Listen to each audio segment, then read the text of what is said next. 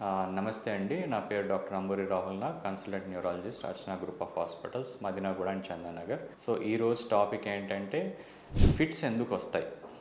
So ఫిట్స్‌కి రావడానికి కారణాలు బోలెడన్ని ఉన్నాయండి.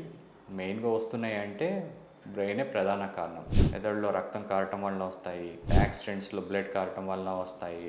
ఇది కాకుండా బి12, వైటమిన్ డి లెవెల్స్, కాల్షియం లోపాలు బాగా అంటే మరీ సింగిల్ డిజిట్స్‌లో బాగా పడిపోయి వైటమిన్ బి12, వైటమిన్ డి ఉన్నా కూడా మతిమరుపులతో పాటు ఫిట్స్ అనేవి రావటం కామన్. ఇది కాకుండా చేతులు కడుక్కోకుండా తినటము, నెయిల్ హైజీన్ లేకపోవటము, రా వెజిటబుల్స్ కుక్ చేయకుండా తిన్నా కూడా బ్రెయిన్‌లో కొన్ని ఏమవుతాయంటే బద్దె పురుగులు అనేది ఫామ్ అవుతాయి. సో ప్రతిదానికి ఒక్కొక్క ట్రీట్మెంట్ ఉంది. ఇప్పుడు పక్షవాతం అనేది తీసుకున్నాం అనుకోండి, పక్షవాతంలో మనం సర్జరీ చేశాక కూడా కొంతమందిలో ఫిట్స్ వస్తాయండి.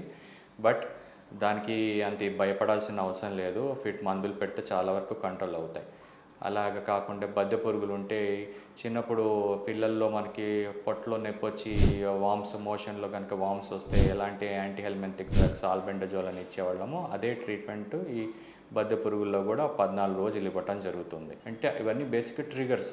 సో ఆ ట్రిగర్స్‌ని మనము ఎప్పటికప్పుడు చూసుకొని మనము కరెక్ట్ చేసుకోగలిగితే ఒక 50% అయినా మనం అట్‌లీస్ట్ ఫిట్స్ నుంచి బయటపడొచ్చు. ఇది కాకుండా ఇప్పుడు చూస్తున్నాం ఎవ్రీడే లైఫ్‌లో ఏ రకమైన ప్రొఫెషన్ కానివ్వండి, బ్యాలెన్స్ లేకపోతే సివియర్ స్ట్రెస్‌కి లోనైనప్పుడు కూడా కొంతమందిలో ఫిట్స్ వచ్చే ఛాన్సెస్ ఉంటాయి. సో ఇవన్నీ లైఫ్ స్టైల్ మోడిఫికేషన్స్ మనం చేసుకోగలిగితే చాలా వరకు హెల్తీ లైఫ్ స్టైల్ లీడ్ చేయగలుగుతాం. అండ్ సమ్మర్‌లో బాగా హైడ్రేట్ అవ్వాలి. హైడ్రేట్ అవ్వకపోతే కూడా డీహైడ్రేషన్ మూలంగా బ్రెయిన్‌లో కొంత భాగంలో బ్లడ్ సర్క్యులేషన్ అందకపోగా దానివల్ల బ్లీడింగ్ అయ్యి ఫిట్స్ రావడం కూడా జరుగుతుంది.